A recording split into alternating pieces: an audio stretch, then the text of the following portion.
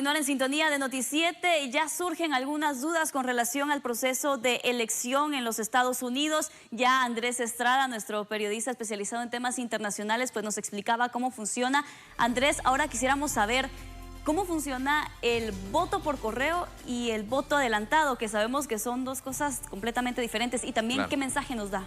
Son cosas diferentes. Acá en Guatemala estamos acostumbrados a que vamos a votar únicamente el día de la votación, que es domingo, y terminó. No hay nada de voto por correo y voto adelantado. ¿Cuál es el problema en Estados Unidos? Hoy es martes, es día laboral. Las personas tienen que ir a trabajar y muchas veces no les da tiempo de ir ese mismo día, martes, día laboral, a emitir su voto. Y es por ello que en Estados Unidos existe el voto adelantado. No en todos los estados, porque eso es algo muy importante. Hay que recordar que en Estados Unidos, acá estamos acostumbrados a que el TSE, el Tribunal Supremo Electoral, es el que maneja las elecciones en toda Guatemala. Y en todos los departamentos, el TSE es el único que maneja las elecciones. En Estados Unidos no. En Estados Unidos cada estado lo hace de forma diferente. Cada estado tiene sus propias reglas. Cada estado lo hace como quiere, básicamente, porque cada estado tiene sus propias leyes. Entonces es diferente lo que pasa en California a lo que pasa en Nueva York. Los estados que tienen voto adelantado abren sus centros electorales dependiendo del estado y en sí, una semana antes, 2 semanas antes, unos días antes, dependiendo de cada estado,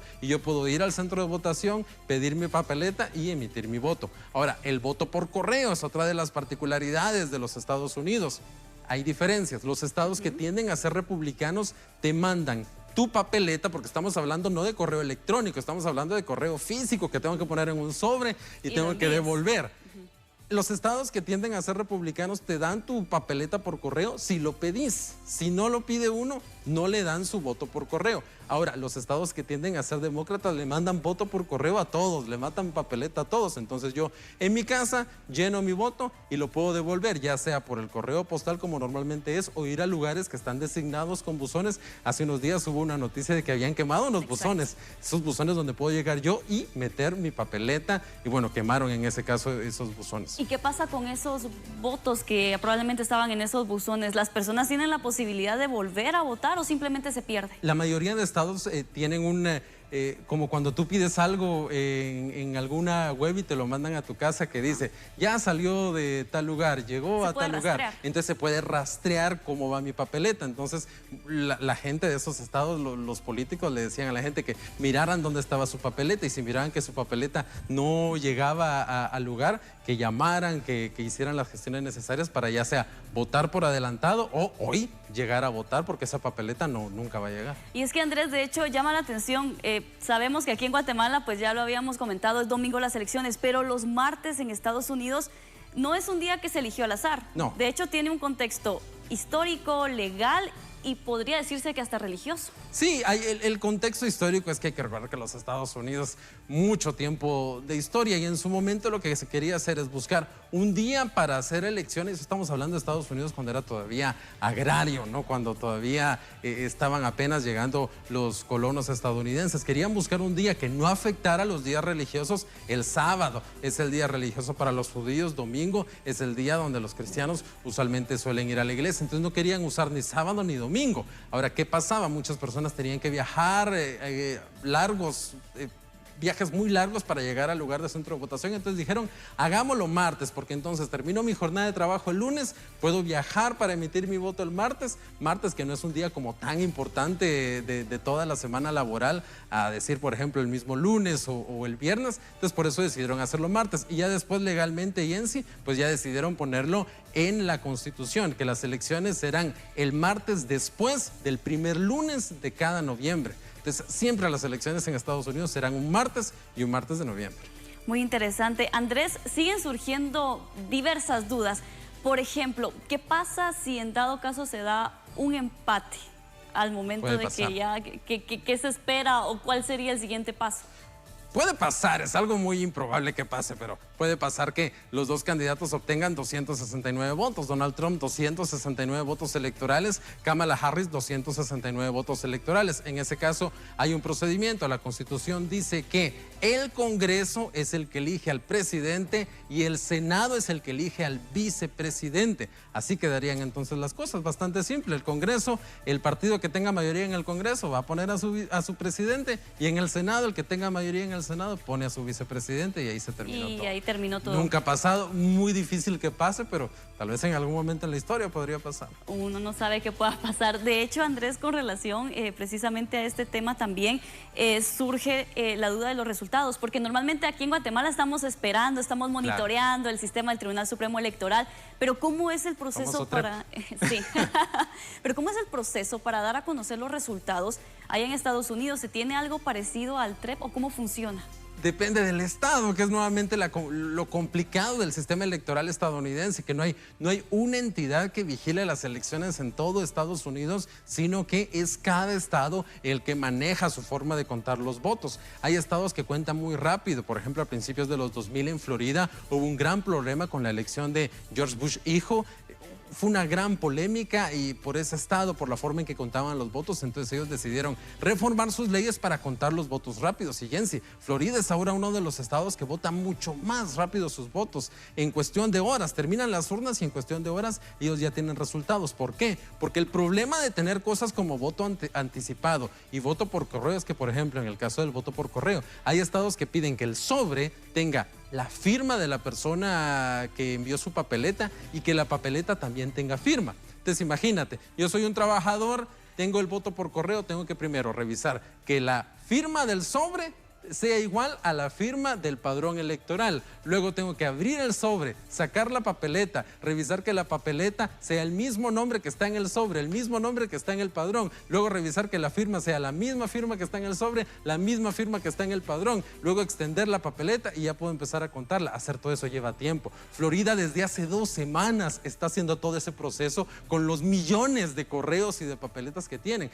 Entonces nada más cierran las urnas y ellos empiezan a contar. Pero el caso de Pensilvania, por ejemplo, que lo veíamos que era uno de los estados péndulo en donde se están enfocando mucho. Ese estado empieza a hacer todo ese proceso de abrir cada sobre hasta que cierran las urnas. Entonces se tardan días en contar todo, mientras que Florida, como ya lo tiene todo procesado, solo empieza a contar y ya tiene sus resultados en cuestión de horas. Prácticamente hay estados entonces que rápido tienen los resultados, pero no se pueden dar a conocer o no se pueden oficializar porque hay otros estados que prácticamente están... Pues sí pasa que hay estados que sí oficializan sus resultados antes, en el caso de Florida. Florida termina sus resultados y ya los oficializa porque, nuevamente, no hay una entidad que esté vigilando las elecciones en todo Estados Unidos, sino que cada estado lo hace como ellos quieren. Entonces puede Florida fácilmente oficializar en 4 horas sus resultados, es decir, estos son el 100% de resultados, mientras que los otros todavía están contando. Y hay estados que se tardan semanas, Jensi, semanas en contar, imagínate. No.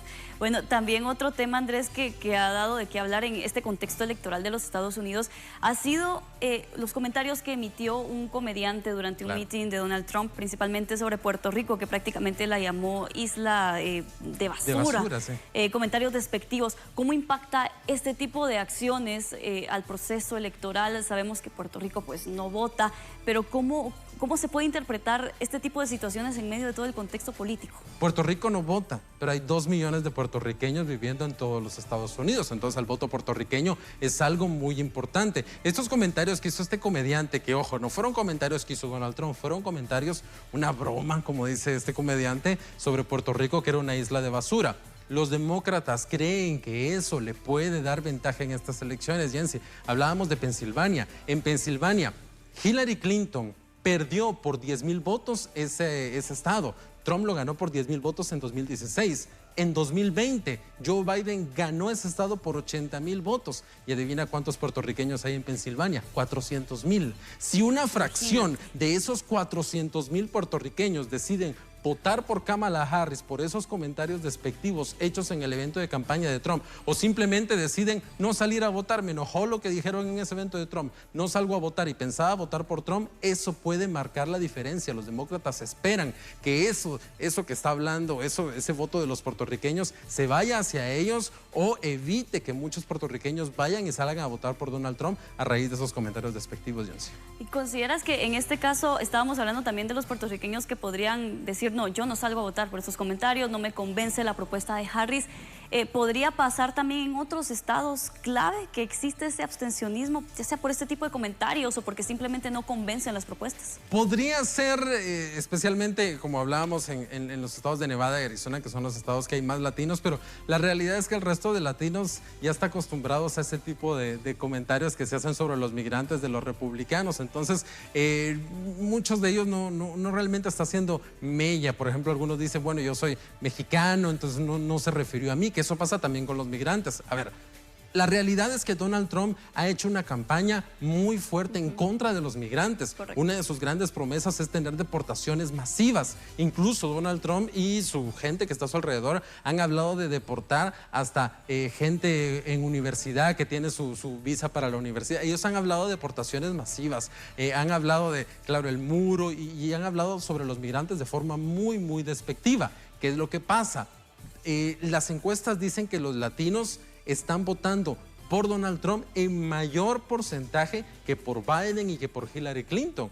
La mayoría de latinos sí está votando por Kamala Harris, pero en menor proporción que con Biden o con Hillary Clinton. ¿Por qué? Uno pensaría, si la campaña de Donald Trump está haciendo tantos comentarios despectivos en contra de los migrantes, está prometiendo cosas como deportaciones masivas, ¿por qué los latinos siguen votando por Trump, incluso con mayor porcentaje que en elecciones anteriores? Y eso es porque la mayoría de los latinos en Estados Unidos, Jensi, lo que dice es, esos comentarios no se refieren a mí. Cuando él habla mal de los migrantes, no está hablando mal de mí, que yo ya estoy en Estados Unidos. Está hablando mal de los otros, está hablando mal de los que quieren venir, pero no de mí. Entonces, por eso muchos latinos que viven en Estados Unidos, que pueden votar porque ya tienen su residencia, dicen, esos comentarios no son en contra mía, son en contra de los otros, y es por eso que muchos le van a dar su voto a Donald Trump. Incluso podría decirse entonces que el voto latino podría inclinar la balanza en favor de Donald Trump. Totalmente. A ver, el voto... Ya tenemos voto adelantado y voto por correo. Correcto. Ya hay millones de votos emitidos. Los republicanos tienen buenas noticias en esos votos. Y es que hay muchos republicanos que están yendo a votar. Eso es algo bueno para los republicanos. Los demócratas también tienen muchas cosas positivas que ver en esos votos. ¿Por qué? Porque la mayoría de gente que está votando es mujer. Los demócratas están apostando básicamente a que las mujeres salgan a votar por el tema del aborto y de los derechos reproductivos, aunque sean republicanas. Los demócratas le apuestan a que las mujeres salgan a votar por Kamala Harris por el tema del aborto, por el tema de que ella es una mujer, aunque sean republicanos. Ahora, con el caso de los latinos, lo que los republicanos esperan es lograr obtener el suficiente voto latino, porque los demócratas van a ganar el voto latino, pero aquí la diferencia es con qué porcentaje. Si Kamala Harris obtiene menos del 60% del voto latino, ella está en problemas. Biden obtuvo el 64% del voto latino.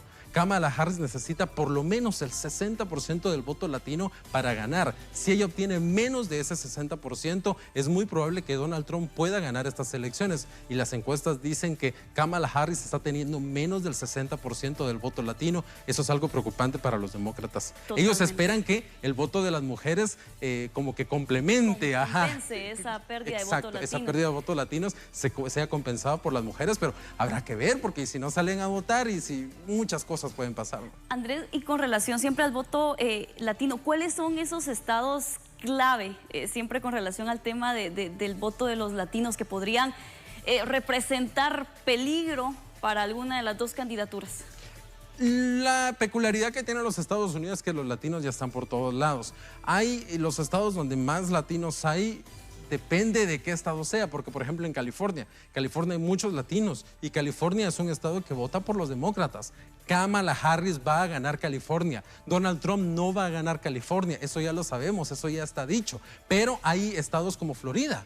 Florida antes votaba por los demócratas, pero desde el 2016 los republicanos empezaron a ganar cada vez más votos y Florida es un lugar donde hay mucho latino. ¿Por qué? Porque depende del lugar de origen de los latinos. No todos los latinos son iguales. Por ejemplo, es diferente el voto de los latinos que vienen de México y que vienen de Guatemala a los latinos latinos que vienen de Cuba y vienen de Venezuela. La campaña de Donald Trump ha hecho mucha campaña en Florida, por ejemplo, diciendo que los demócratas son socialistas. Entonces, los latinos que vienen de Venezuela, que vienen de Cuba y que vienen de Nicaragua, les pega mucho eso y dicen, no, yo no voy a votar por los demócratas, yo no voy a votar por Kamala Harris porque ellos son socialistas y yo vengo de un país donde hay socialismo y eso no me gusta. Ahora, los latinos que vienen de Guatemala o que vienen de Centroamérica o de México tienen una diferente mentalidad y esa campaña de los demócratas son socialistas no les pega tanto, pero sí otras cosas como la migración y el muro y el atacar a los migrantes y las deportaciones masivas. Eso tiene más eco entre los latinos que vienen de México y que vienen de Centroamérica, pero ellos están más en el área de Texas, en el área de California, en el área de Arizona, están como más dispersos en toda esa área y sí tiene un impacto los latinos principalmente en Texas, en Arizona, en Nevada.